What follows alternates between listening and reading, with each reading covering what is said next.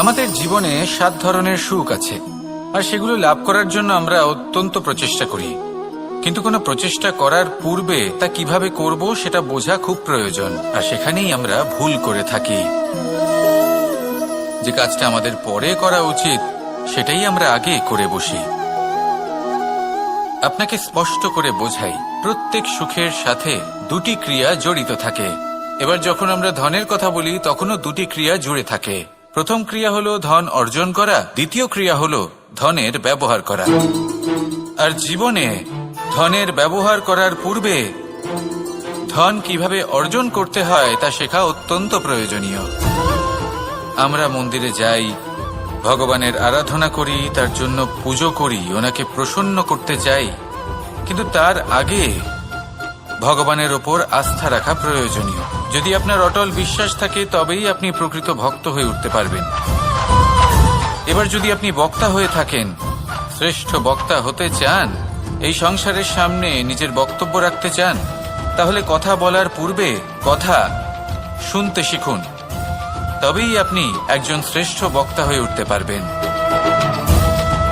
জীবনে সম্পর্ক স্থাপন করার আগে সম্পর্ক বজায় রাখতে শিখুন, তবেই আপনি একজন প্রকৃত সাথী হয়ে উঠবেন। জীবনে পরাজয় মানার পূর্বে বিজয়ী হওয়ার চেষ্টা কিভাবে করতে হয় সেটা শিখুন, তবেই আপনি একজন নিপুণ ব্যক্তি হয়ে উঠবেন। অন্তিম এবং সবথেকে গুরুত্বপূর্ণ কথা, জীবনে ভালোবাসা লাভ করার পূর্বে ভালোবাসা প্রদান করতে শিখুন, তবেই আপনি একজন প্রকৃত প্রেমী হয়ে উঠবেন। আসুন আমার সাথে ভালোবেসে বলুন, রাধা রাধা। এই জীবন কিভাবে বদলানো সম্ভব? কিছু মানুষ বলেন যে নিরন্তর কাজ করলে, পুরুষার্থ পালন করলে এই জীবন বদলে ফেলা সম্ভব। আজ আমি আপনাকে বোঝাবো যে এক মুহূর্ত, সময় আর সিদ্ধান্ত কতটা গুরুত্বপূর্ণ হয়। এক মুহূর্তই যথেষ্ট। একটা মুহূর্ত এত শক্তিশালী হতে পারে যে তা আপনার সমগ্র জীবন পাল্টে দিতে পারে। এমন এক সময় ছিল শ্রীরামের কাছে, যখন ওনাকে সিদ্ধান্ত নিতে হয় যে উনি নিজের পিতার আদেশ পালন করতে বনবাসে যাবেন নাকি যাবেন না। উনি সেই আদেশ পালন করেছিলেন, তারপর সময় অনুসারে উপযুক্ত সিদ্ধান্ত নিলেন। আর আজ সকলের মনে বসবাস করেন শ্রীরাম। আর অন্যদিকে আছে রাবণ। ওনার কাছে একটা সময় ছিল, একটা সুযোগ ছিল নিজের প্রারব্ধকে শুভ করে তোলার। উনি ভুল করলেন আর মৃত্যু লাভ করলেন। নির্বাচন সবসময় আপনার হাতে, শুধু আপনাকে সময়কে বুঝতে হবে, সেই মুহূর্তকে বুঝতে হবে আর উচিত সিদ্ধান্ত নিতে হবে, ব্যাস। বুঝতে শিখুন এই সময়ের দাবি কি, বুঝতে শিখুন এই সময়ের ইচ্ছে কি, আর উচিত সিদ্ধান্ত নিন। আর আমার সাথে ভালোবেসে বলুন, রাধা রাধা। জ্ঞান এবং অহংকার, এই দুইয়ের মধ্যে সম্পর্ক কোথায়? সম্পর্ক ঠিক সেরকম যেরকম হাত এবং কাকনের, যেমন চোখ এবং দৃষ্টির সম্পর্ক। এবার আপনি বলবেন, এই আমি কি বলছি? জ্ঞান এবং অহংকারের এমন সম্পর্ক কি করে হতে পারে? দেখুন, যে ব্যক্তি জ্ঞানী, যার কাছে জ্ঞান রয়েছে এবং তিনি জানেন যে তার কাছে জ্ঞান রয়েছে, তার মধ্যে নিজে থেকেই অহংবোধ জাগ্রত হয়। খুব কম সংখ্যক এমন জ্ঞানী ব্যক্তি আছেন যারা নিজেদের অহংকারের বিষয়ে আঁচ করতে পারেন। প্রকৃত জ্ঞানী হলেন তিনি, যিনি নিজের জ্ঞানের সদ্ব্যবহার করে অহংকারকে দূর করেন। উচিত সময়ে বুঝে যান, নিজের অন্তর যাচাই করে এই বিষয়টা দেখেন যে তার অন্তরে অহংবোধ জাগ্রত হচ্ছে এবং নিজেকে সেখানেই থামিয়ে দেন, যাতে অহংকারের পথে তিনি অগ্রসর না হয়ে যান।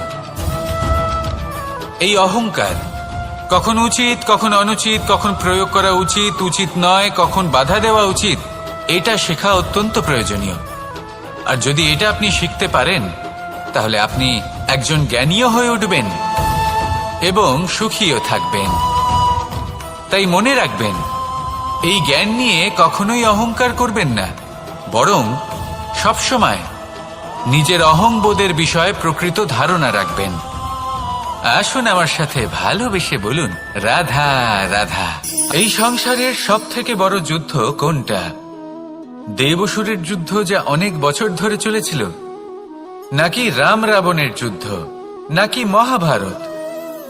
না, সংসারের সব থেকে বড় যুদ্ধ হলো সেইটা যা নিজের সাথে লড়া হয়, নিজের মনের সাথে লড়া হয়, নিজের অন্তরের সাথে লড়া হয়। এটাই সব থেকে বড় যুদ্ধ। এবার নিজেই দেখুন আপনার সব থেকে বড় শত্রুকে। আপনার স্বার্থ, আপনার কামনাগুলি, আপনার অহংকারগুলি, যা আপনাকেই নষ্ট করে দেয়। যদি এদের ওপর আপনি বিজয় লাভ করতে পারেন, তাহলে ধরে নিন এই সংসারে সবার উপরে আপনি বিজয় লাভ করতে পারবেন। এই সংসারে কেউ আপনাকে পরাজিত করতে পারবে না। কিন্তু তার জন্য প্রয়োজন অনুভূতির। অনুভূতি ভালোবাসার, অনুভূতি অনুপ্রেরণার। যে ব্যক্তি ভালোবাসতে পারেন এবং প্রেরণা দিতে পারেন, তিনি চিরকাল জয়লাভ করতে পারেন। নিজের কাছে ভালোবাসার এক অস্ত্র রাখুন আর প্রেরণার এক ঢাল। জীবনে কেউ আপনাকে পরাজিত করতে পারবে না। আসুন আর আমার সাথে ভালোবেসে বলুন, রাধা রাধা। সৌন্দর্য।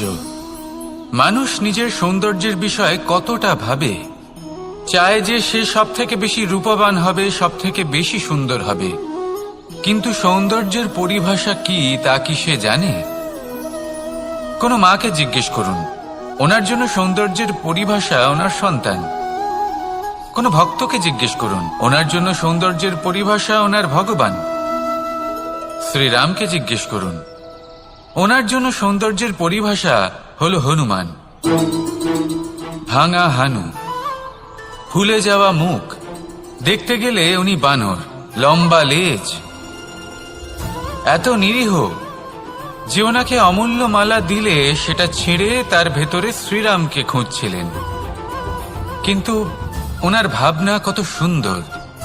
উনি এটা বিশ্বাস করেন যে সংসারের যতই মূল্যবান জিনিস দিয়ে এই মালা তৈরি করা হোক না কেন, যদি এর মধ্যে শ্রীরাম না থাকেন তাহলে এর মধ্যে কোনো অর্থ নেই। সৌন্দর্য রূপে নয়, ভাবনায় নিহিত থাকে। যদি আপনি সৌন্দর্য প্রাপ্ত করতে চান তাহলে তা কর্মে নিয়ে আসুন, ভাবনায় এবং বিচারে নিয়ে আসুন।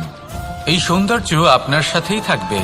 যদি আপনি সৌন্দর্যকে রূপের মধ্যে খোঁজেন তাহলে কিছুক্ষণের জন্য পাবেন, সেই সৌন্দর্য সময়ের সাথে হারিয়ে যাবে।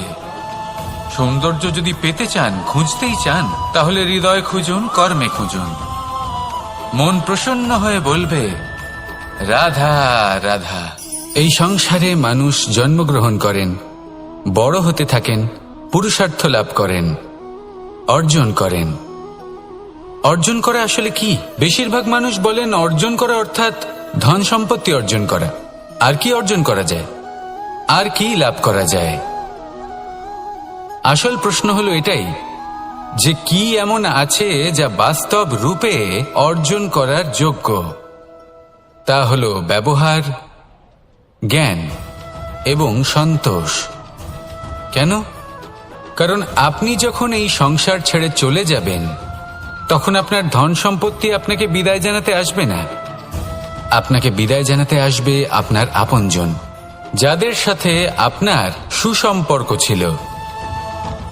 সমগ্র সংসারে সহস্র মানুষ ধন অর্জন করে থাকেন। শ্রেষ্ঠ মানুষ হলেন তিনি যিনি ব্যবহার, জ্ঞান এবং সন্তোষ অর্জন করে থাকেন, একে সকলের মধ্যে বিতরণ করেন। তাই এটাই করুন আর আমার সাথে ভালোবেসে বলুন, রাধা রাধা। সেই কখন থেকে এই পুস্তকটিকে দেখছি, কিন্তু এর থেকে আমি কোনো জ্ঞান লাভ করতেই পারছি না। এবার আপনি বলবেন যে আজ কেমন বিচিত্র কথা বলছি আমি। যদি এই পুস্তক থেকে আমাকে জ্ঞান লাভ করতে হয় তাহলে শুধুই তাকিয়ে থাকলে হবে না।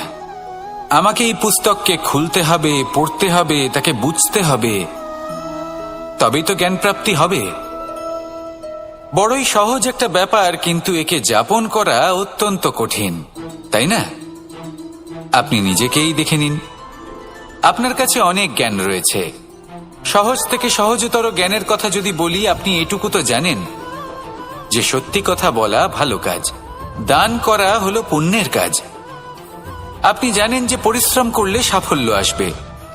এই জ্ঞান তো আমাদের কাছে রয়েছে, এমন অনেক জ্ঞান আমাদের কাছে রয়েছে, কিন্তু আলস্যের কারণে, অবহেলা করে আমরা শুধু এই জ্ঞান প্রয়োগ করতে পারি না, এই জ্ঞান যাপন করতে পারি না, একে আচরণে প্রয়োগ করতে পারি না, সেই জন্য দুঃখী হয়ে যাই। তাই আপনার কাছে যা যা জ্ঞান আছে, যা যা জ্ঞান আপনি লাভ করেছেন, সেই জ্ঞান যাপন করা শুরু করুন, জীবনে প্রয়োগ করতে শুরু করুন। এই মন প্রত্যেকটি মুহূর্তে প্রসন্ন থাকবে, আর লক্ষ্যপ্রাপ্ত করে এই মন বলবে রাধা রাধা। একটা জলের ফোঁটাকে ফোঁটা নামে সম্বোধন করা হয়। অনেক ফোঁটা একত্রিত হলে সাগরের রূপ ধারণ করে। শুধু একটা পাতাকে পাতা বলা হয়, অন্য অনেক পাতার সাথে একত্রিত হলে তা গ্রন্থের রূপ ধারণ করে। একটা মাত্র সুতো অন্য সুতোর সাথে মিলিত হলে বস্ত্রের রূপ ধারণ করে। অনেক সংখ্যক ইট একত্রিত হলে মহলের রূপ ধারণ করে। সৈন্যরা একত্রিত হলে সৈন্যদল তৈরি হতে পারে। এটা হলো শক্তি সংগঠনের, এটাই হলো শক্তি একতার। তা সে বনস্পতি হোক বা কোনো ব্যক্তিই হোক, কোনো মনোভাবই হোক, যদি একা থাকে তাহলে দুর্বল হয়ে পড়বে। যদি সংগঠিত থাকে তাহলে শক্তিও বাড়বে আর আপনাকে সামনে এগিয়েও নিয়ে যাবে। তাই এই একতায় বিশ্বাস রাখুন আর আমার সাথে ভালোবেসে বলুন রাধা রাধা। এমন কিছু রয়েছে মানুষের মনে, তাদের জীবনে এমন এক আবেগ যা সর্বজন বিদিত, যা সবাই জানেন যে উপস্থিত আছে। সেটাকে আমরা সমস্যা বলে থাকি। এমনিতে আমরা সকলেই জানি যে এমন কোনো গৃহ নেই যেখানে মৃত্যুর ছায়া পড়েনি, এমন কোনো বৃক্ষ নেই যার দ্বারা ওষুধ তৈরি সম্ভব নয়, এমন কোনো অন্ন নেই যা সময়ের সাথে বিষ বা অমৃতে পরিণত হতে পারে। এবার এই সমস্যাগুলি কোনো ব্যক্তির জন্য সমস্যা হতে পারে, কিন্তু নিজে থেকে এরা কোনো সমস্যাই নয়। এরা আসে আমাদের সাহায্য করতে, আমাদের কিছু শেখাতে। আপনি নিজেই দেখুন, পর্বতের শিখর থেকে কোনো এক পাখি পড়ে গিয়ে নিজের প্রাণ ত্যাগ করলো। সেটা কখন সম্ভব? যখন সেই পাখি ওড়ার চেষ্টাই করে না। তখন যখন কোনো ব্যক্তি জলে পড়ে যান এবং ডুবে গিয়ে নিজের প্রাণ হারান, এর সম্ভাবনা কখন বেশি থাকে? যখন সেই ব্যক্তি সাঁতার কাটার চেষ্টাই করেন না। তখন এই সমস্যা প্রত্যেকের জীবনে থাকবেই, কিন্তু এটা মনে রাখা প্রয়োজনীয় যে কোনো সমস্যা পরিস্থিতির কারণে সমস্যা হয়ে ওঠে না। এই পরিস্থিতি যখন আমাদের সামনে আসে, আমাদের তা কঠিন মনে হয়, আমরা নতমস্তক হয়ে পড়ি, ভয়ভীত হয়ে পড়ি, তার সম্মুখীন হতে পারি না। তখন তা সমস্যার রূপ নেয়। দৃঢ় হয়ে দাঁড়িয়ে থাকুন সাহসের সাথে, এই পরিস্থিতিগুলির সম্মুখীন হন, দেখবেন সমস্যা কখন সাফল্যে পরিণত হবে আপনি জানতেই পারবেন না। আসুন আমার সাথে ভালোবেসে বলুন রাধা রাধা। এই সংসারে কখনো কোনো ব্যক্তিকে তার বাইরের পোশাক দেখে বিচার করার চেষ্টা করবেন না, এটা খুব বড় ভুল করবেন। যেমন আমরা জীবনে অনেক সময় এমন করি, ধরুন কোথাও একটা গাছ দেখলাম, খুব বিশাল আকারের একটা গাছ, যেটা মাটির থেকে অনেক উঁচুতে পৌঁছে গেছে, যার বিশাল শাখা আছে। সেগুলো দেখে আমরা ভাবি যে এই গাছে হয়তো কত সুস্বাদু ফল আছে, আমরা সেই গাছের পরিচর্যা করতে থাকি। আবার অন্যদিকে হলো একটি তৃণ, যেটা মাটি থেকে কিছুটা উঁচুতে পৌঁছেছে, কিন্তু সেই তৃণর নিচে, মাটির নিচে অত্যন্ত সুস্বাদু ফল বা সবজি জন্ম নেয়, যা আমাদের স্বাস্থ্যের পক্ষে অত্যন্ত উপকারী। সেই জন্য কখনো আবরণ দেখে কাউকে বিচার করতে চেষ্টা করবেন না। তার বদলে এটা বোঝার চেষ্টা করুন যে আপনার সামনে যে ব্যক্তি আছে বা বস্তু আছে তার বিশেষত্ব কি। যদি এই বিশেষত্ব বোঝার ক্ষমতা আপনি অর্জন করেন, যদি এই শিল্প আপনি নিজের ভেতরে জাগ্রত করেন, তাহলে এই সংসারে বিশেষত্ব কি সেটা আপনি জানতে পারবেন। আর এই সমস্ত খেলা দৃষ্টি থেকে নয়, দৃষ্টিভঙ্গি থেকে জন্ম নেয়। দৃষ্টিভঙ্গি সবসময় শুভ রাখুন আর আমার সাথে ভালোবেসে বলুন রাধা রাধা। যখন মানুষের মৃত্যু হয় তখন কি হয়? অনেক সংখ্যক মানুষ শোক পালন করতে চলে আসেন। যে ব্যক্তি মৃত্যু লাভ করেছেন তার অনেক বস্তু থাকে যেগুলো তার প্রিয়, যেগুলো তিনি ব্যবহার করেছেন। তার শয্যা, তার বস্ত্র, তার আভূষণ সবকিছু তার থেকে বিচ্ছিন্ন করা হয়। এবং খালি হাতে তাকে শ্মশানের উদ্দেশ্যে রওনা করা হয়। আমি আপনাকে এই প্রশ্ন করতে চাই, আপনি এই সংসারে কি অর্জন করেছেন? ধন সম্পত্তি, বস্ত্র, আভূষণ, এই সবকিছু যে আপনি অর্জন করেছেন, আপনার মৃত্যুর পরে তা আপনার থেকে দূর হয়ে যাবে। এর উত্তর হলো একটাই, আপনার কর্ম। শুধু সেটাই আছে যা একান্ত আপনার, আর শুধু সেটাই এই সংসার থেকে চলে যাওয়ার পরেও সংসারেই জীবিত থাকবে। যদি আপনি দুষ্কর্ম করেন, তাহলে এই সংসার আপনাকে একটি অনুচিত উদাহরণ হিসেবে মনে রাখবে যে এই ব্যক্তি খুব পাপী ছিল, অনুচিত কর্ম করতেন। যে পথে তিনি চলেছেন সেই পথে কারোর চলা উচিত নয়। সেখানেই যদি আপনি সৎকর্ম করেন, তাহলে সংসার চিরকাল এটাই বলবে যে খুব ভালো মানুষ ছিলেন, সবাইকে ভালোবাসতেন, সবাইকে সাহায্য করতেন, আমার খুব প্রিয় মানুষ ছিলেন। এটাই হলো শ্রেষ্ঠ কর্ম। সেই জন্য জীবনে শুধুমাত্র ধন সম্পত্তি, আভূষণ এই সব অর্জন করতে গিয়ে নিজের মনোনিবেশ করবেন না। শ্রেষ্ঠ কর্ম করুন। সংসার থেকে চলে যাওয়ার পরেও এই কর্মই এই সংসারে আপনাকে জীবিত রাখবে। আসুন আমার সাথে ভালোবেসে বলুন, রাধা রাধা। আমরা সবাই সূর্যকে সম্মান করি, ওনাকে শ্রদ্ধা করি, ওনাকে পুজো করি। এই সূর্য আমাদের শক্তি প্রদান করেন, প্রকাশ প্রদান করেন। কখনো কখনো উষ্ণতা এতটাই বাড়িয়ে তোলেন, এতটাই তপ্ত করে তোলেন, আমাদের একথা মনে হয় যে আমাদের এই শরীর জ্বলে যাচ্ছে। তখনও আমরা বিরোধিতা করি না, তাকে কটু কথা শোনাই না, আমরা সসম্মানে তা গ্রহণ করি। কেন কেন করি? কারণ আমরা জানি যে সন্ধেবেলা যখন সূর্যাস্ত হবে, তখন শুধুমাত্র অন্ধকার বাকি থাকবে। ঠিক কিছুটা এরকমই হয় আমাদের মাতা পিতাও, যিনি আমাদের জন্ম দেন, আমাদের ভরণ পোষণ করেন, আমাদের বড় করেন, আমাদের প্রেম প্রদান করেন। কখনো কখনো তাদের মুখ থেকে কটু কথা নিঃসৃত হয়, আমাদের দুঃখ হয়, কিন্তু তখন আমাদের এটা বোঝা উচিত এগুলি নিঃসৃত হচ্ছে আমাদেরই মঙ্গলের জন্য। যেমন সূর্যদেব, উনিও উত্তাপ দিয়ে থাকেন আমাদেরই মঙ্গলের জন্য, যাতে ফসল পাকতে পারে, যাতে জল বাষ্প হয়ে মেঘ হতে পারে, বৃষ্টি হতে পারে, আর এই সংসারে নিরন্তর জলের প্রবাহ থাকে। আমাদের মাতা পিতা, তাদের কঠোর আচরণ, তাদের কঠোর অনুশাসনের পেছনে লুকিয়ে থাকে ওনাদের ভালোবাসা। আমাদের তা বুঝতে হবে, সসম্মানে ওনাদের গ্রহণ করতে হবে। কারণ ঠিক সূর্যাস্তের পরে যেমন চতুর্দিক অন্ধকারচ্ছন্ন হয়ে যায়, তেমনি আমাদের জীবন থেকে যখন আমাদের মাতা পিতা চলে যায়, তখন আমাদের জীবনেও শুধু এবং শুধুমাত্র অন্ধকারই ছেয়ে থাকে। সেই জন্য নিজের মাতা পিতাকে সম্মান করুন, ওনাদের ভালোবাসা প্রদান করুন। এই মন আর এই জীবন প্রসন্ন হয়ে বলবে, রাধা রাধা। পরিস্থিতি কখনো এটা ভালো থাকে, আবার কখনো মন্দ হয়ে যায়। কখনো এই পরিস্থিতি আমাদের পক্ষে থাকে, আর কখনো এই পরিস্থিতি অনুযায়ী আমাদের চলতে হয়। কোনো বিকল্প থাকে না।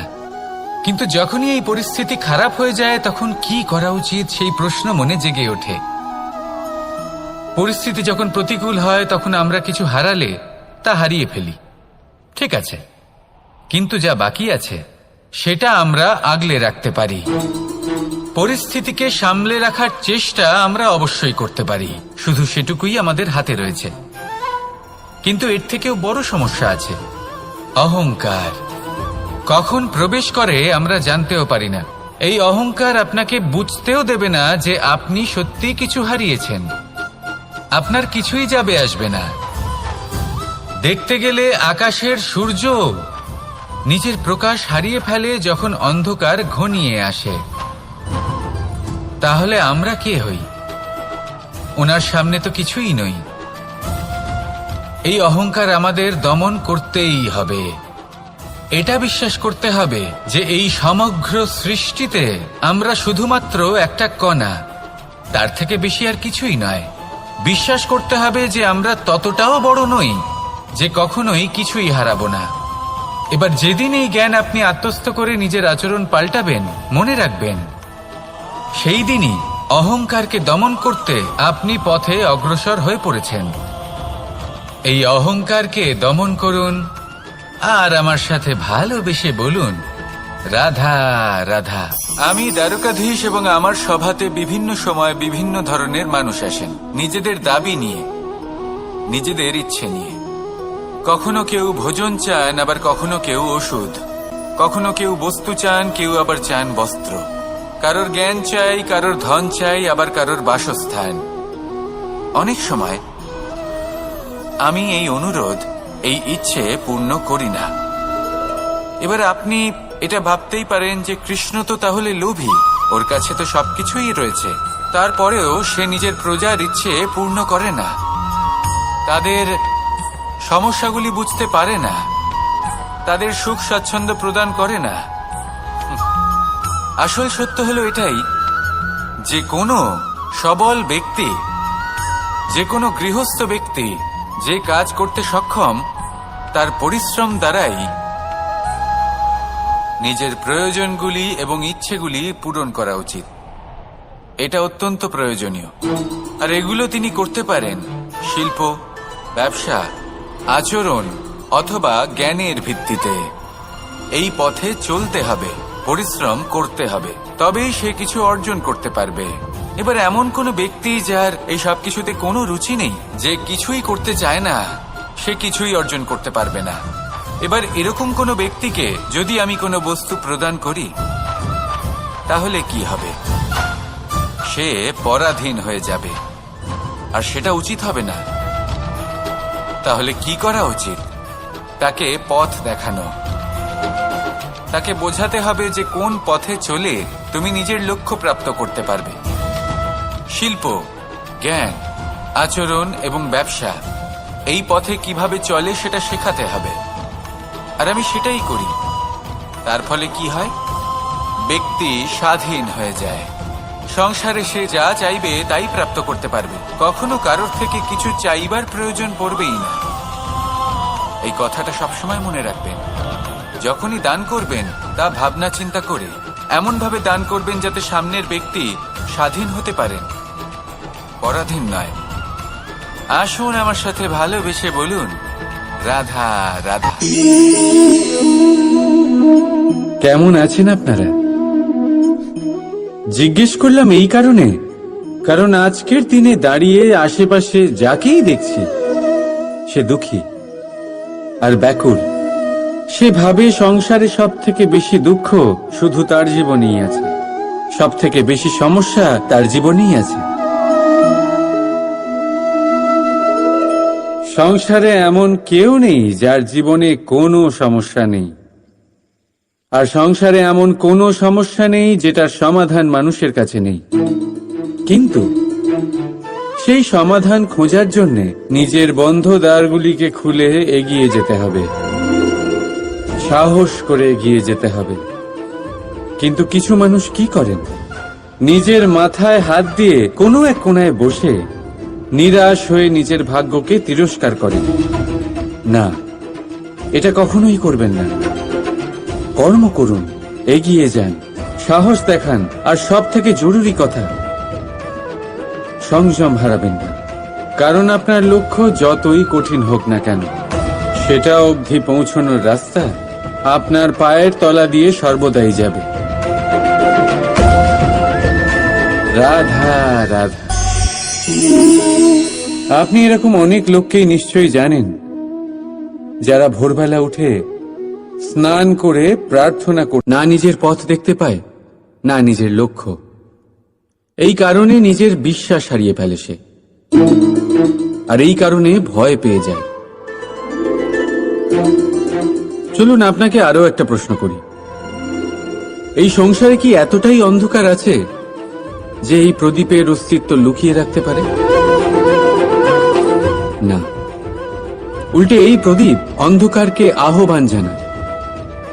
নিজে জ্বলে সংসারকে আলোকিত করে এই ছোট্ট প্রদীপ। এবারে যখন এই ছোট্ট প্রদীপ অন্ধকারকে ভয় পায় না, তাহলে আপনি কেন অসফলতাকে ভয় পান?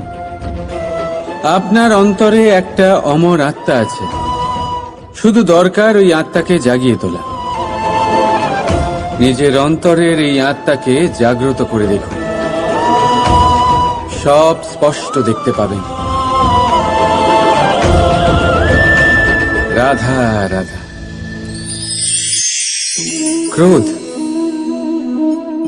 ক্রোধ কি সেটা কে না জানে? সব আয়ু, সব বর্গ, সব শ্রেণীর মানুষের ক্রোধ অনুভব করা হয়ে গেছে। এমনকি কারোর কারোর তো পরিচয়টাই এইভাবে দেওয়া হয় যে, কিন্তু এই ক্রোধ কি করতে পারে সেটা খুব কম লোকে জানে। ক্রোধ কিছুটা এরকম, কোনো জ্বলন্ত পাথরকে ধরা আর সেটা কারোর দিকে ছোড়া। এবার এটার পেছনে আমার ইচ্ছে থাকে সামনের জনকে জ্বালানো, কিন্তু তার আগে তো আপনার নিজের হাত জ্বলে যাবে। তাই মনে রাখবেন, যখনই আপনি কারোর উপরে ক্রুদ্ধ হবেন, সর্বপ্রথম সেটা আপনার বিনাশের কারণ হয়ে দাঁড়াবে। আমি বলি, যখন এই সংসারে করার জন্য প্রেম আছে, তাহলে ক্রোধ করার কি দরকার? প্রেম করুন, এই প্রেম সবার সাথে ভাগ করে নিন আর ভালোবেসে বলুন, রাধা রাধা। বেশিরভাগ সময় আমাদের কাছে একটা অজুহাত থাকে। আমাদের মনে হয় যে এই সংসারে এসে আমরা কি করব? যা আমরা করতে চাই সেটা তো আগেই কেউ করে ফেলেছে, আমাদের কাছে তো করার মতো কিছুই নেই। যদি আপনাকে উদাহরণ দিই, এই পুজোর থালাগুলো দেখুন, আগে থেকেই সব কিছু সাজিয়ে রেখে দেওয়া হয়েছে এখানে। এবার আমরা ভাববো যে এরপর আর কি করার আছে, সবকিছু তো আগে থেকেই হয়ে গেছে। এবার এখানে সমস্যা কর্তব্যের মধ্যে নেই, এখানে সমস্যা আমাদের চিন্তাধারায়। আমরা এটা চিন্তা করতে সময় কাটিয়ে দিই যে কি হয়ে গেছে। আমাদের এটা চিন্তা করা উচিত যে কি করা এখনো বাকি আছে, যাতে আমরা যোগদান করতে পারি।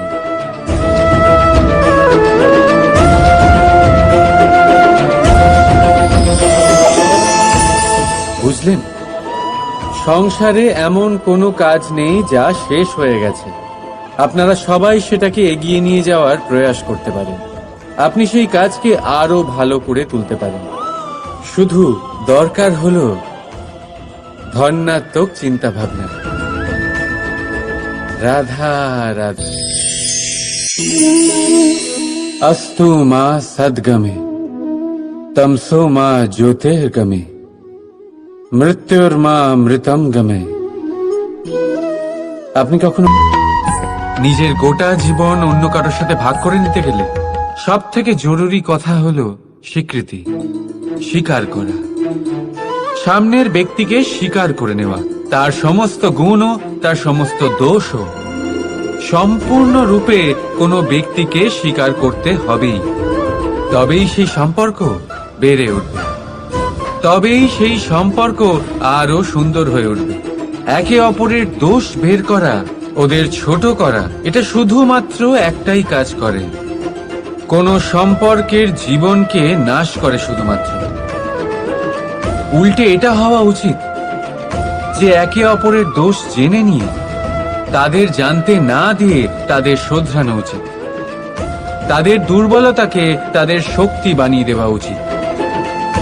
এটাই তো প্রকৃতপক্ষে দাম্পত্য, এটাই হলো খারাপের দমন, আর এটাই হলো গুণের উদয়। রাধা রাধা। সম্মান, সম্পর্ক, এই দুই একে অপরের সাথে এমন ভাবে জড়িয়ে যেমন প্রদীপ আর শিখা। কেউ কম নয়, কেউ বেশিও নয়, দুজনের অধিকার সমান হওয়া উচিত। যেমন স্বামী স্ত্রীর সম্পর্ক। এবার এখানে স্বামীর অর্থ স্বামী নয়, বরং সাথী। তার কর্তব্য হলো সাথে থাকা, আদেশ দেওয়া নয়। আর এই সম্পর্ক সহযোগিতার দ্বারা তৈরি হয়, অধিকার দিয়ে নয়। হাত বাড়ালে এটা বেড়ে ওঠে, আঙুল তুললে নয়। যদি এই সম্পর্কে একে অপরের মান রক্ষা করো, একে অপরকে সম্মান করো, তবেই এই সম্পর্ক বেড়ে উঠবে, তবেই এই সম্পর্ক অভিমানযোগ্য তৈরি হবে।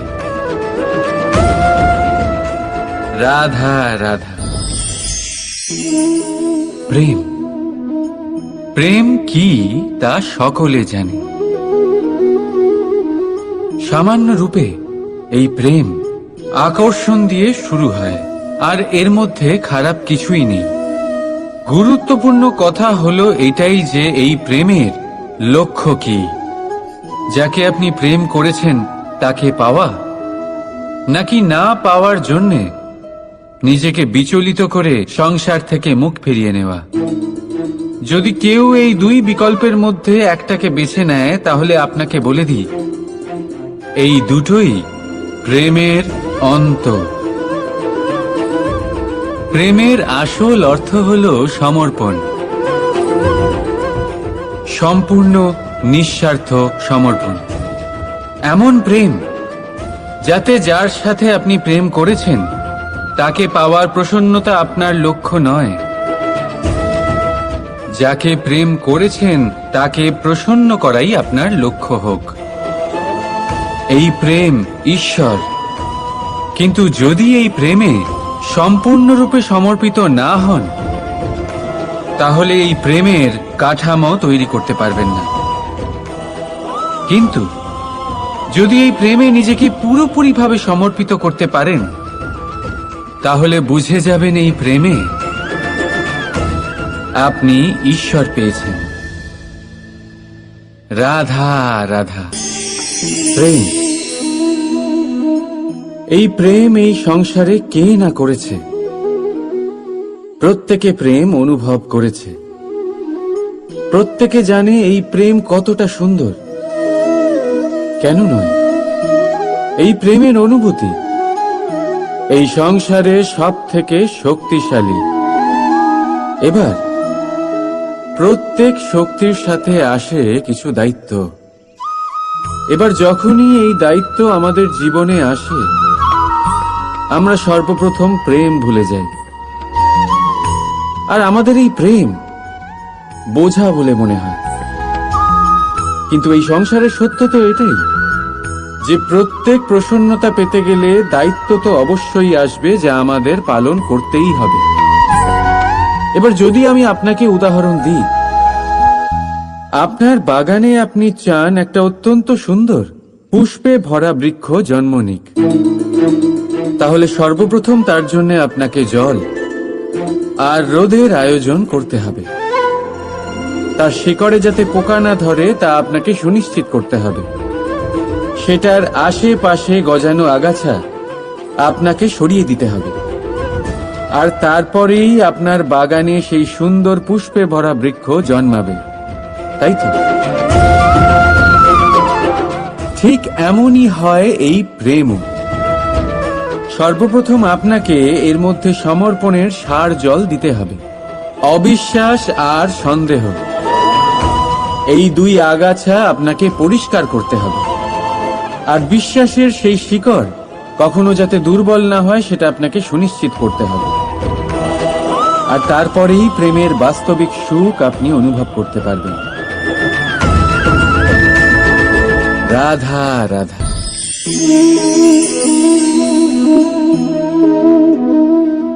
কাকড় এতই ছোট যে আঙুলের মাঝে ধরা যায়, কিন্তু ভাবুন যে এই কাকড় যদি আপনার চোখে চলে যায়, তাহলে কত বড় সমস্যা হয়ে দাঁড়াবে।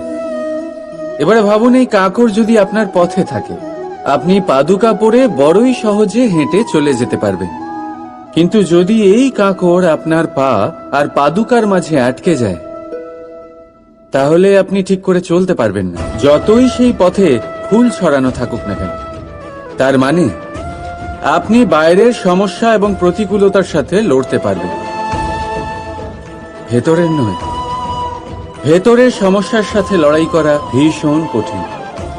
সেই জন্য সবার আগে ভেতর থেকে আপনি শক্তিশালী হয়ে উঠুন, ভেতর থেকে পরিপূর্ণ হয়ে উঠুন। তবেই আপনি সংসারের সমস্ত সমস্যার সাথে লড়াই করতে পারবেন, আপনি বিজয়ীও হতে পারবেন। রাধা রাধা। ভুল সবার দ্বারাই হয়, সুযোগও সবাই পায়। সকলের জীবনে অসফলতা অবশ্যই থাকে, সকলেই খারাপ দিনের সম্মুখীন হয়। কিন্তু এই সমস্ত কথা ভুলে গিয়ে যখন জীবনে আগে এগোবেন, তখনই তো এই সংসারে, এই আকাশে সূর্য হয়ে উজ্জ্বল হয়ে উঠবেন। তখনই তো এই সংসারকে আলোকিত করবেন। তাই প্রতিদিন জেগে উঠুন, এক নতুন জন্মের সাথে, এক নতুন উৎসাহের সাথে, এক নতুন লক্ষ্য নিয়ে। কারণ ঘটে যাওয়া ঘটনা আপনাকে কষ্ট দেওয়ার জন্য নয়, শুধুমাত্র শিক্ষা দেওয়ার জন্য হয়। রাধা রাধা। মানুষের মধ্যে একটা বিশেষত্ব আছে, আর তা হলো সে সর্বদাই ভাবে যে সে সবার মধ্যে শ্রেষ্ঠ। সর্বদা সর্বশ্রেষ্ঠ কাজ করতে চায় সে, সর্বশ্রেষ্ঠ পরিণাম পেতে চায় সে সর্বদাই চায় যে সব জায়গায় সে যশ পাক। কিন্তু যখন প্রশ্ন ওঠে প্রেমের, তখন প্রেম মানুষের থেকে অনেক উচ্চ স্থানে বিরাজ করে। প্রেমে যে মানুষকে আপনি ভালোবাসেন, সেই মানুষের প্রসন্নতা আপনি সর্বশ্রেষ্ঠর থেকেও শ্রেষ্ঠ মনে করেন। সেই ব্যক্তির কাছে হেরে গেলে মনে তিক্ততা নয়, ঠোঁটের কোণে হাসি আসে। যাকে আপনি ভালোবাসেন তাকে হারিয়ে যদি আপনি জেতেন, তবে সেটা জিত নয়, এটা সবচেয়ে বড় হার। তাই সিদ্ধান্ত আপনার। আপনি কি চান? আপনি কি চান প্রেমের জয় হোক, নাকি আপনি চান আপনার জয় হোক? রাধা রাধা। প্রদীপ, এই প্রদীপকে জ্বালানোর জন্য কিসের প্রয়োজন হয়? সলতে, ঘি, আগুন, ব্যাস? না, আসলে বাস্তব রূপে সত্যি এটাই যে এটা জ্বালানোর জন্য বায়ুর প্রয়োজন হয়। বায়ু জানা শুধুমাত্র আমাদের প্রাণদান করে, বরং এই আগুন জ্বালাতেও আমাদের সাহায্য করে। এবারে দেখুন,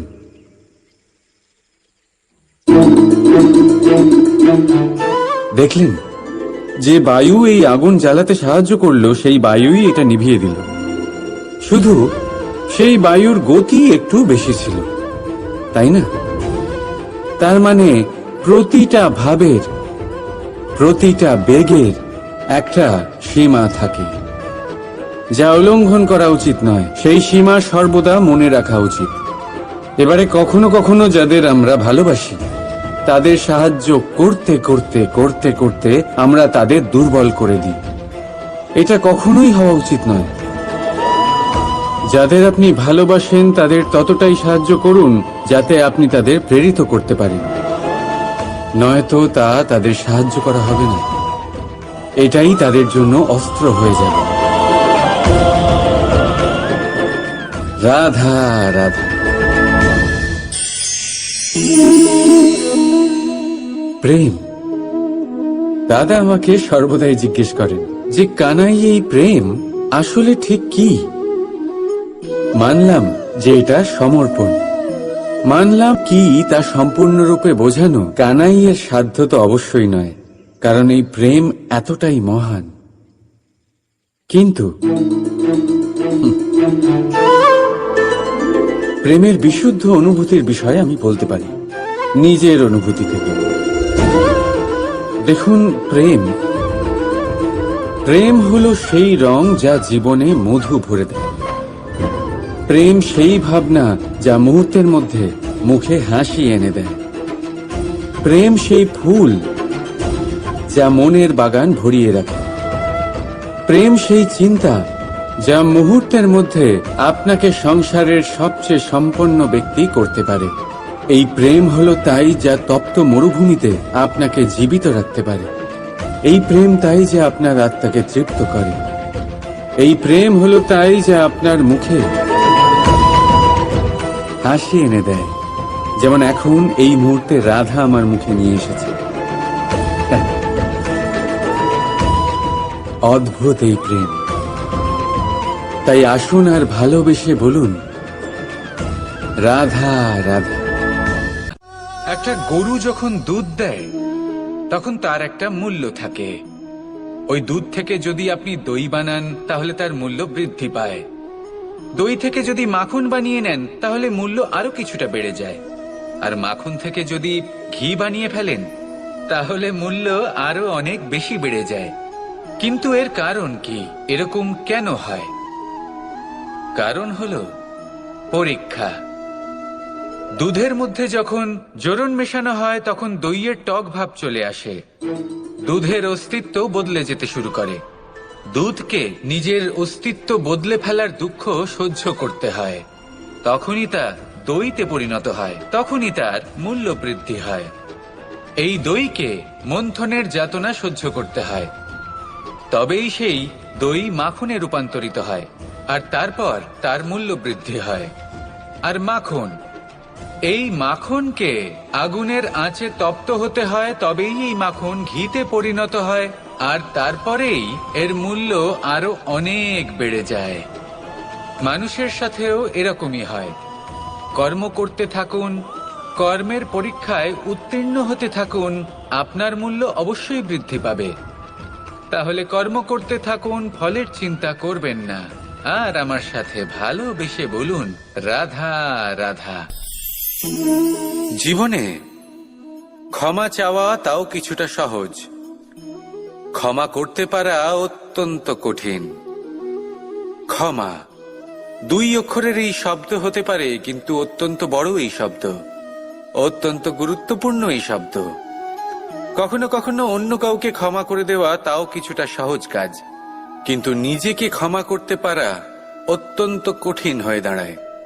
অতীতে যদি আমাদের এমন কোনো ভুল হয় যে কারণে আমরা নিজেকে ক্ষমা করতে পারি না, অনেক সময় এমন কিছু ভুল করে বসি যে বিষয় শুধু আমরাই জানি, কিন্তু আমরা নিজেকে ক্ষমাই করতে পারি না, আর আমাদের বিকাশ সেখানে স্তব্ধ হয়ে যায়।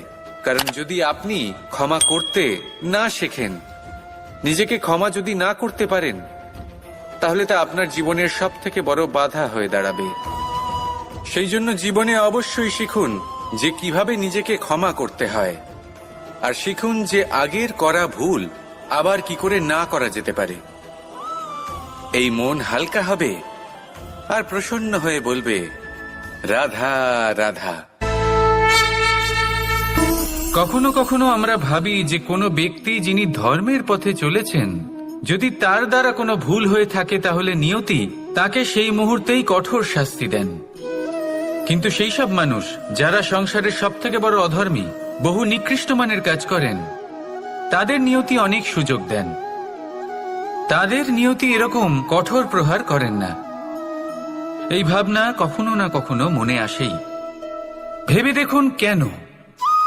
আসলে জীবনকে বেশিরভাগ মানুষ একভাবেই দেখে থাকেন, বিভিন্ন স্তরে একে দেখা উচিত। এবার আপনি বলুন, এই সংসারে কোনো অধর্মী কখনো প্রেরণার উৎস হতে পারেন? কখনোই না। যে মানুষ নিজের আত্মাকে মলিন করে ফেলেছেন, তিনি এই সংসারকে কিভাবে প্রেরণা যোগাবেন? উনি নিজেই বুঝতে পারেন না কোনটা করা উচিত, ধর্ম কোনটা। তাই নিয়তি তাকে একটা সুযোগ দেন, এটা বোঝার সুযোগ দেন যে কোনটা উচিত, কোনটা ধর্ম। সুযোগ দেন নিজের বিবেক জাগিয়ে তোলার, তাকে সুযোগ দেন নিজের অন্তরাত্মার ডাক শোনার। যখন তাতেও কাজ হয় না, তখন নিয়তির কাছে একটাই পথ বাকি থাকে, আর তা হল মহাবিনাশ। মহাবিনাশ হয়তো দেরিতেই আসতে পারে, কিন্তু তা অবশ্যই আসবে। আর যখন মহাবিনাশ আসে, তখন মহাবিনাশের যন্ত্রণা সমগ্র মানব জীবনের যন্ত্রণার থেকে অনেক বেশি হয়। এই কথাটা সবসময় মনে রাখবেন। আর অন্যদিকে যে মানুষ ধর্মের পথে চলছেন, তার দ্বারা যদি কোনো ভুল হয়ে থাকে, তখন নিয়তি তার পরীক্ষা নেন। কিছুক্ষণের জন্য মানুষের মনে হতে পারে নিয়তি তাকে কঠোর শাস্তি দিয়েছেন, কিন্তু সময়ের সাথে আমরা সবাই দেখি যে যখন সেই মানুষ সেই পরীক্ষায় উত্তীর্ণ হন, এই সমস্ত সংসারের জন্য প্রেরণার উৎস হয়ে ওঠেন। অর্থাৎ নিয়তি প্রত্যেক মানুষকে তার কর্ম অনুসারে উচিত ফলও দেন, উচিত শাস্তিও দেন। পার্থক্য হলো শুধুমাত্র সময় আর আপনার দৃষ্টিভঙ্গির। তাই ধর্মের পথে চলুন আর আমার সাথে ভালোবেসে বলুন, রাধা রাধা। আমাদের জীবনে অত্যন্ত গুরুত্বপূর্ণ একটা আশা বসবাস করে, বিশ্বাসের রূপে। বিশ্বাস যা আমরা ঈশ্বরের ওপর করি, ভাগ্য, প্রারব্ধের ওপর করি, নিয়তির ওপর করি। যখনই ভালো কিছু হয় আমরা বলি এ হলো ঈশ্বরের দয়া, যখন খারাপ কিছু হয় আমরা বলি এ হলো ঈশ্বরের মায়া। কখনো ঈশ্বর বা ভাগ্য বা প্রারব্ধ বা নিয়তি। আপনি নিজে কোথায় তা কখনো ভেবেছেন? আপনি বিশ্বাস করছেন ঈশ্বরের উপর, প্রারব্ধের উপর, কখনো নিজের উপর করেছেন? আমি আপনাকে একটা সহজ কথা বলি, যদি আপনি ঈশ্বরের উপর বিশ্বাস রাখেন, শুধুই ঈশ্বরের উপর বিশ্বাস, তাহলে আপনি সেটাই পাবেন যেটা আপনার ভাগ্যে লেখা রয়েছে। কিন্তু যদি আপনি নিজের উপর বিশ্বাস রাখেন, আত্মবিশ্বাস রাখতে শেখেন, তাহলে ঈশ্বর আর নিয়তি দুজনে মিলে আপনার ভাগ্যে সেটাই লিখবে যা আপনি চাইছেন। তাই মনে রাখবেন, সাফল্যের পথ হলো এই বিশ্বাস। নিজের আত্মবিশ্বাসকে ধরে রাখতে শিখুন, দেখবেন আত্মা প্রসন্নতায় ভরে উঠবে। তাহলে আসুন আর আমার সাথে ভালোবেসে বলুন, রাধা রাধা। মানুষ যখন কোনো শক্তি লাভ করে তখন সে নিজেকে বলশালী মনে করে। শক্তি লাভ করলেই তার মধ্যে অহংকার চলে আসে, অভিমান চলে আসে। তার কারণ হলো সে একটা সহজ কথা বুঝতেই পারে না। এই সব যা হচ্ছে সময়ের জন্য হচ্ছে। সময়ের থেকে বেশি বলশালী আর কেউ নেই। এই সময়ের জন্যই রাবণ ভক্তি দ্বারা কৈলাস পর্বত তুলে নিয়েছিলেন। আবার সেই সময়ের জন্যই, সেই কারণেই রাবণকে বধ হতে হলো। তার সাথে সাথে রাক্ষস কুলও ধ্বংস হয়েছিল এবং লঙ্কাও ভস্ম হয়ে গেছিল। দেখতে গেলে জন্ম থেকে মৃত্যু পর্যন্ত এই যে সময়, সেটাই হলো জীবন। কিন্তু তার মধ্যেও যা সময় আসে কোনো কারণেই আসে। সেই সময় আমরা যাপন করে কিছু শিখতে পারি।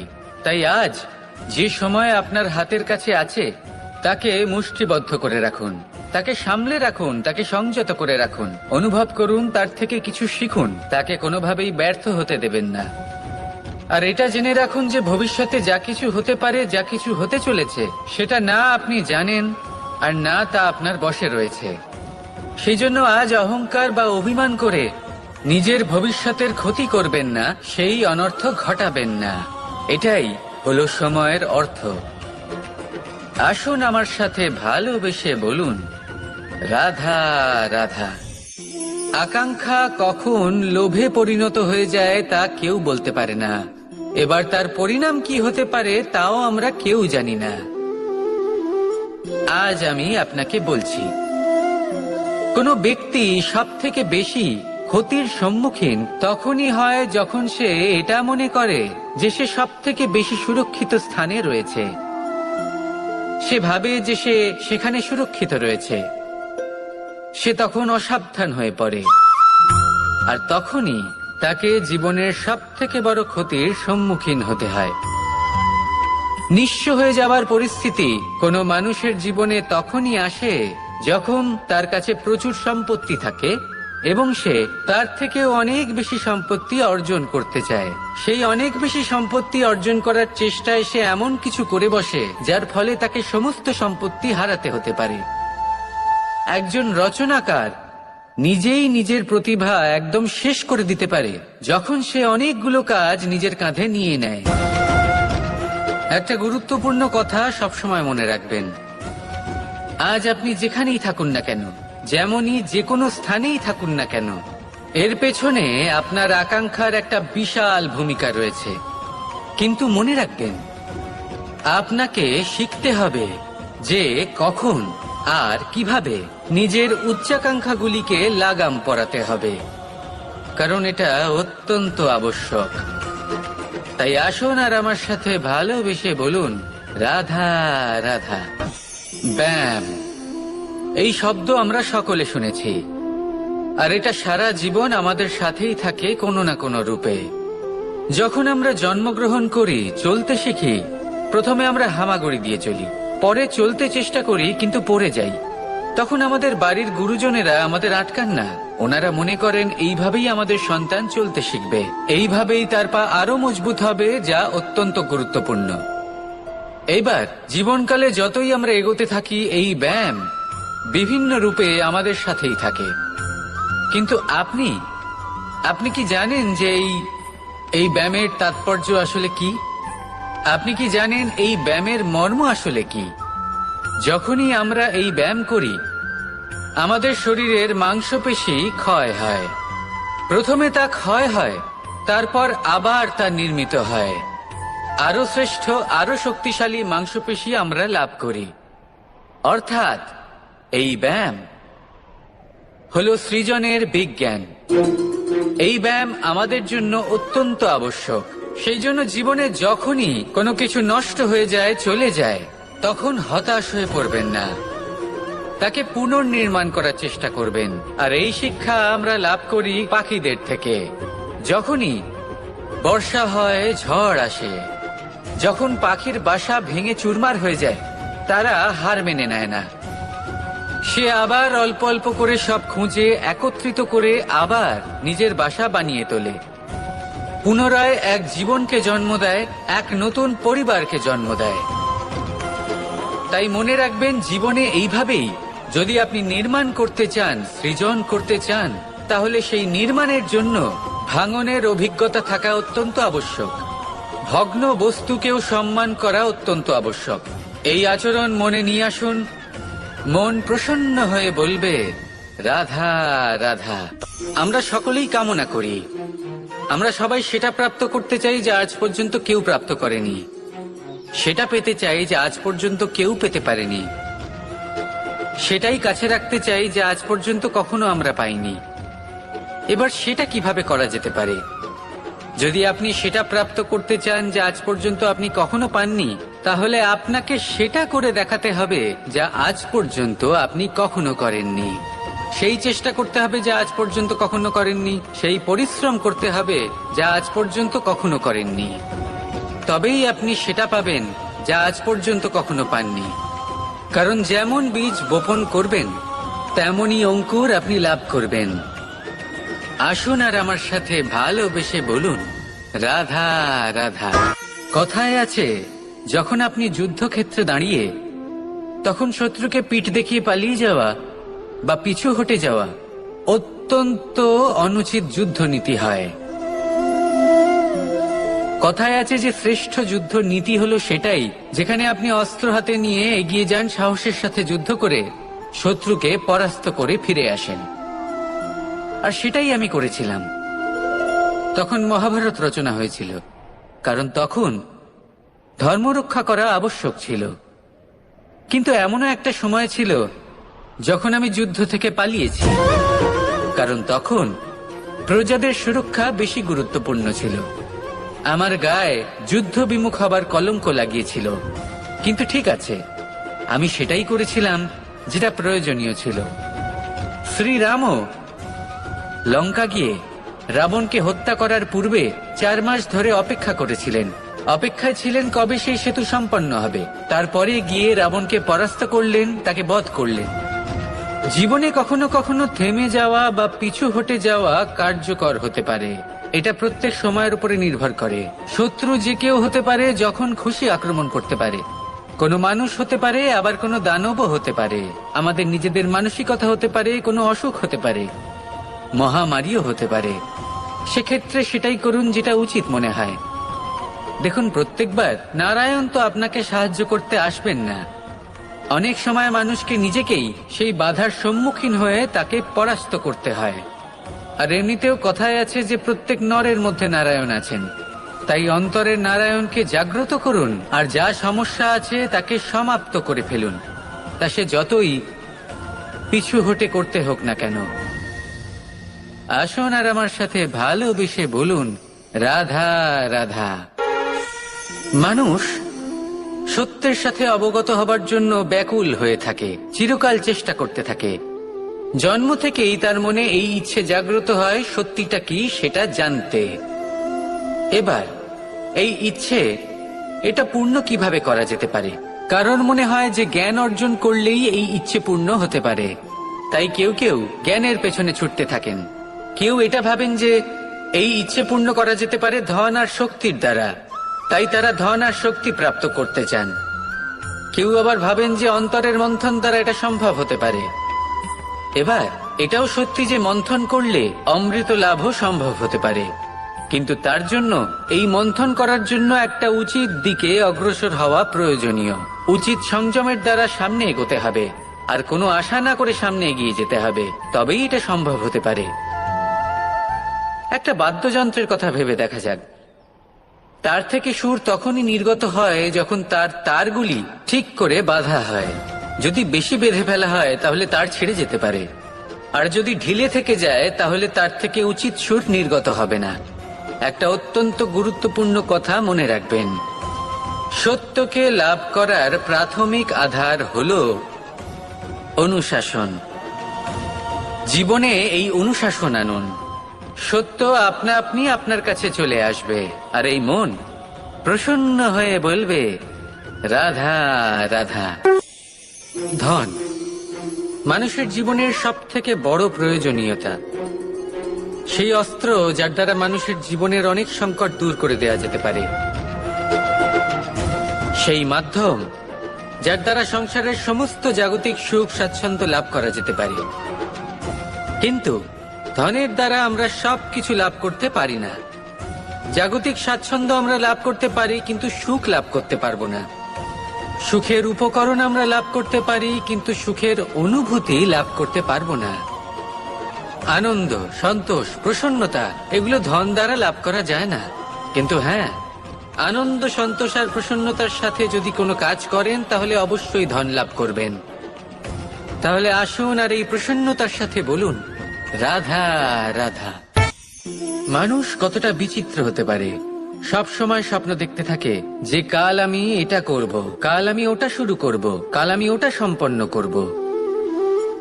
এই যে কাল শব্দটা, এই কাল অত্যন্ত বিচিত্র এক শব্দ।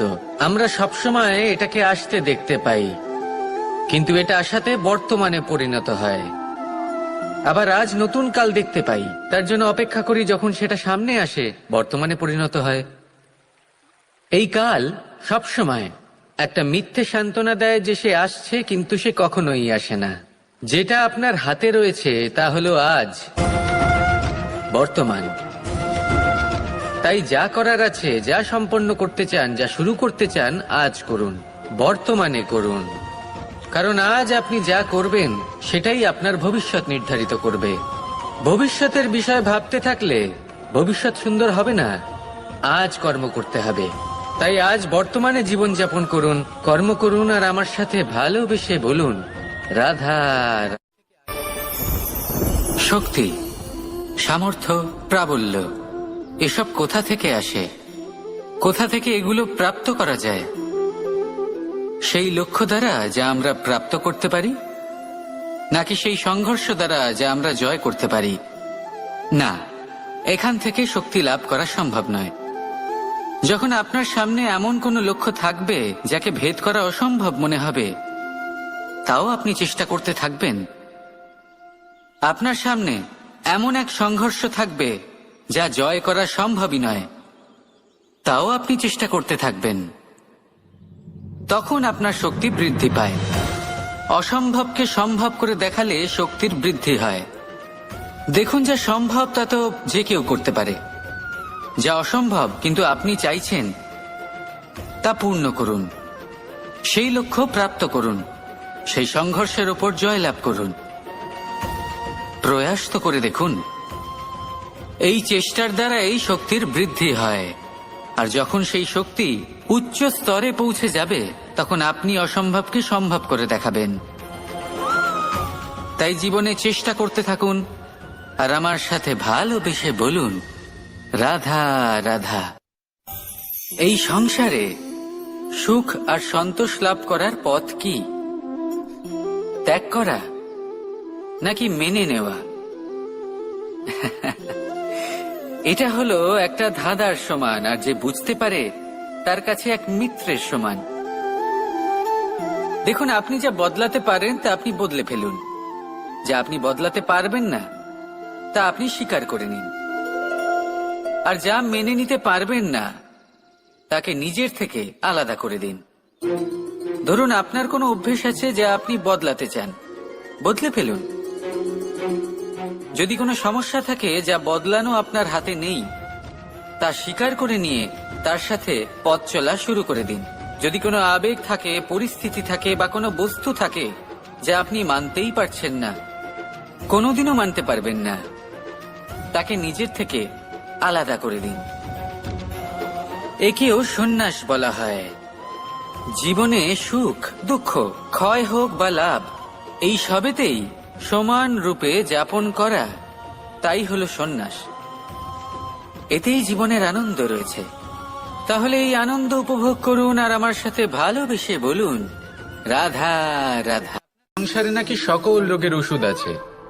যদি আপনি নিজের শরীরকে ভালোবাসেন তাহলে ব্যায়াম করুন, যদি নিজের নিঃশ্বাস প্রশ্বাসকে ভালোবাসেন তাহলে প্রাণায়াম করুন, যদি আপনি নিজের আত্মাকে ভালোবাসেন তাহলে ধ্যান করুন, কিন্তু যদি আপনি নিজের জীবনকে, পরমাত্মাকে ভালোবাসেন তাহলে সকলকে ভালোবাসতে থাকুন।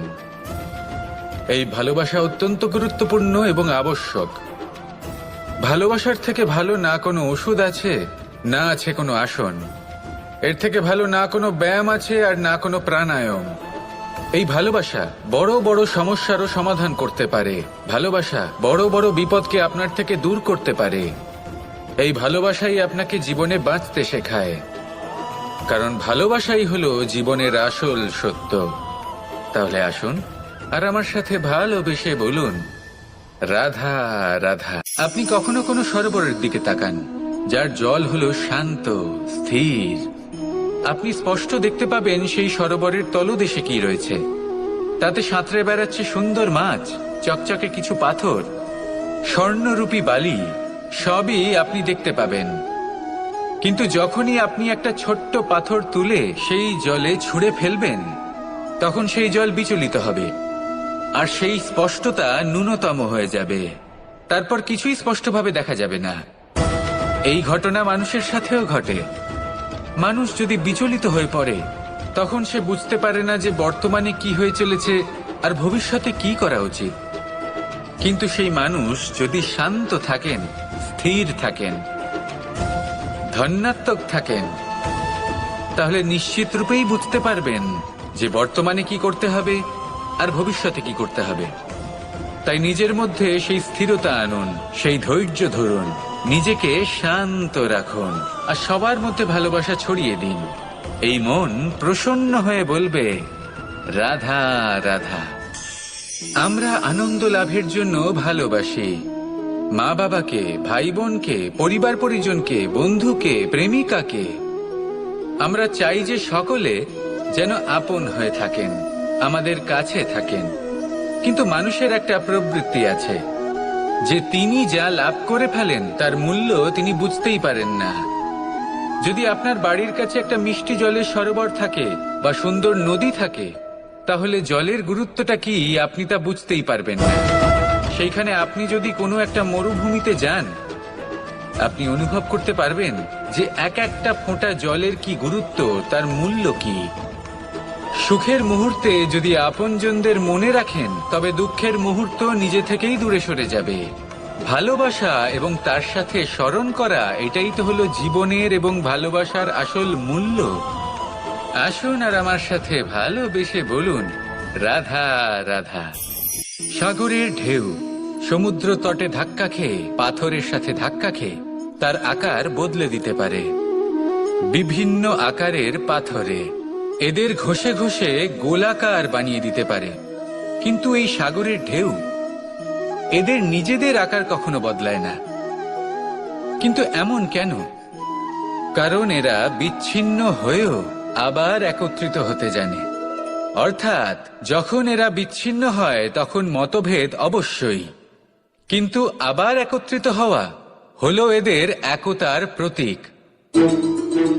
দেখুন, ঝগড়াঝাঁটি, তর্ক বিতর্ক, মতভেদ এগুলো জীবনের অভিন্ন অঙ্গ, কিন্তু এদের কখনো মনে প্রবেশ করতে দেবেন না। যদি মনে প্রবেশ করেও ফেলে, তাদের মনে ঘর করতে দেবেন না, এদের বের করে ফেলুন।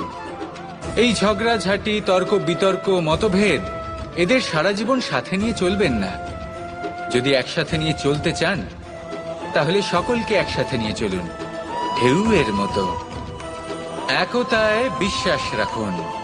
একসাথে মিলে যদি এগোতে থাকেন, তাহলে অনেক দূর পৌঁছবেন, নয়তো শুধু দূরের কথা ভেবেই যাবেন। কি চান সেই সিদ্ধান্ত আপনারই। আসুন আর আমার সাথে ভালোবেসে বলুন, রাধা রাধা। নেকড়ে, নেকড়ের বিষয়ে আমরা সকলে জানি। ওরা খুবই নিষ্ঠাবান এবং অত্যন্ত সতর্ক থাকেন। ছোট ছোট মূর্খতা করে বসেন। এনারা হাড় চিবোতে খুব ভালোবাসেন, কিন্তু চিবোতে চিবোতে এদের মাড়ি ছড়ে যায়, সেখান থেকে রক্তপাত হতে থাকে।